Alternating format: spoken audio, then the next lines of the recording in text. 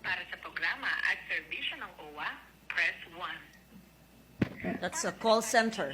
Ako po, on the spot naawa, kanina rin po, nagpatid po ako ng personal kong pera na 50,000 pesos sa isa kong staff. Na-lift ang ban dahil nangako na ayusin ng gobyerno ng Kuwait ang kondisyon ng ating mga OFWs. Parang kinailangan nilang dumaan sa butas ng karayom bago sila ma-deploy para masiguro na yung ating mga OFW ay walang record, hindi masamang tao pagdating doon sa Saudi. Pero bakit ito mga employer, wala man lang silang isinusumiti na kahit na anong record na magpapatunay na sila'y malinis, na ma-okay ang kanilang pagkatao, para masiguro na safe ang ating mga OFWs. Kung maaari pong mangyari ito sa isang katulad ni Julie B. Ranara, hindi malayo na mangyari rin ito sa iba pang kababayan natin sa Kuwait. Kailangan natin may sigurado na ang iba pa nating mga OFW ay protektado. Itong 2022, may 69,145 na new hires at 31,078 na rehires sa Kuwait. A total of 100,223 ang nasa Kuwait. We owe these more than 100,000 overseas Filipino workers the protection that we promised them when we allowed them to go abroad for the sake of their families. Noong mga nakaraang taon, naitigil po ang pagpapadala natin sa Kuwait dahil sa mga insidenteng katulad na nangyari kay Julie B. Noong 2018 sa Kuwait din, may namatay na Filipino domestic helper na si Joanna Dimafilis na natagpuang patay sa isang freezer.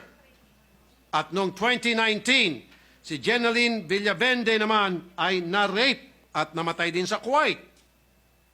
Na-lift ang ban dahil nangako na ayusin ng gobyerno ng Kuwait ang kondisyon ng ating mga OFWs sa kanilang bansa.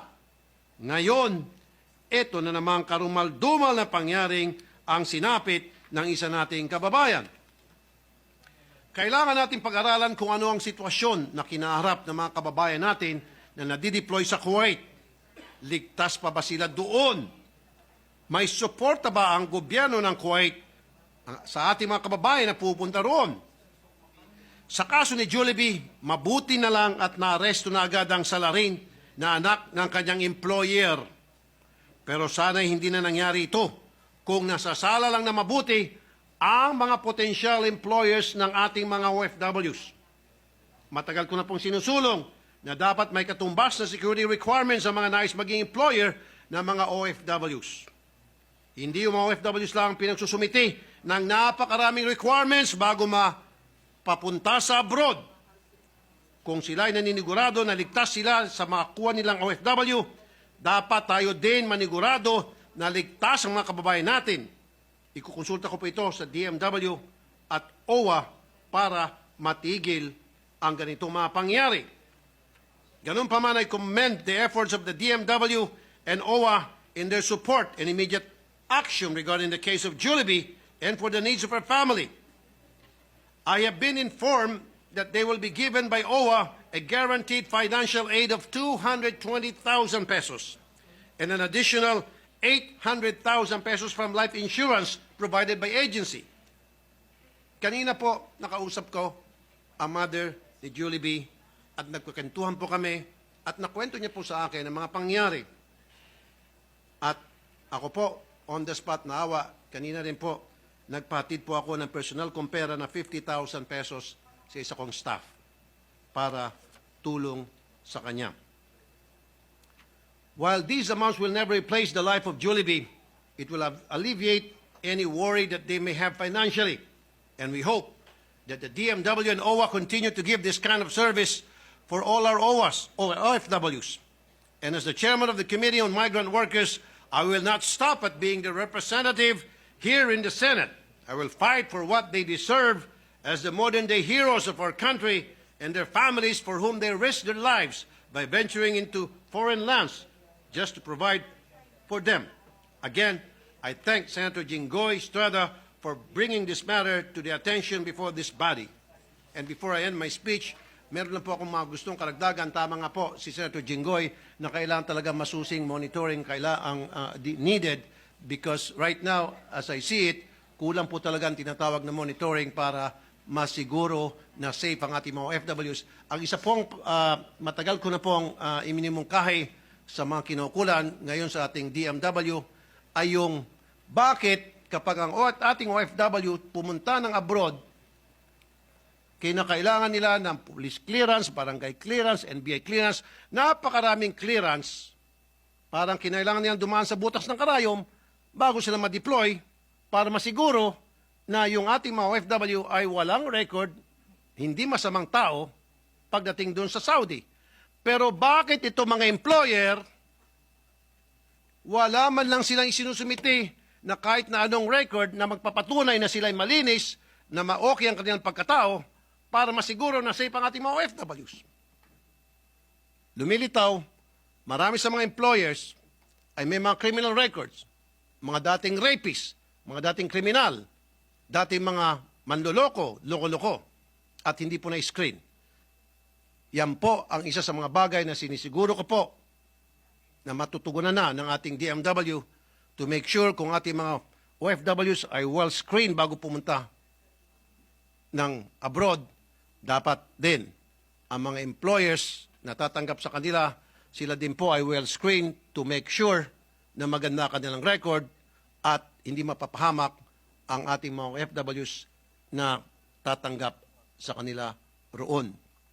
Isa pa po, tama po si Senator Jinggoy, ay monitoring. Yan din po ang aking sinasuggest noon pa. Kulang po sa monitoring. Palagay ko po may pagkukulang dito ang ating mga otoridad.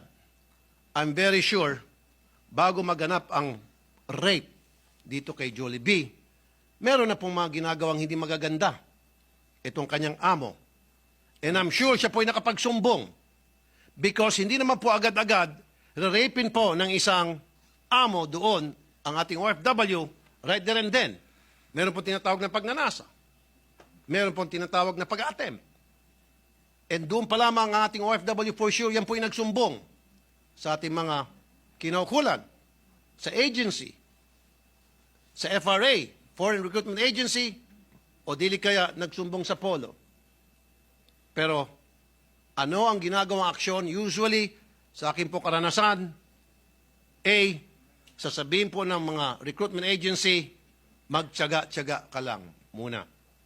B, parating ng replacement mo. And then C, tatakbong OFW sa Polo. Pagdating sa Polo, kadalasan, walang sumasagot sa telepono. At kapag meron man, tatamad-tamad. Another thing, Madam President, na na-notice ko nung last hearing namin, consultative meeting, akin pong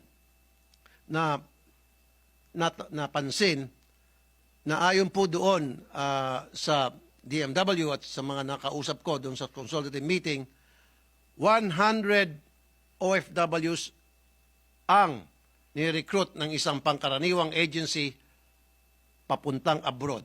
Just imagine, 100 OFWs a month para ang isang recruitment agency ay matatawag na isang agency karapat-dapat na magpadala ng mga workers sa abroad.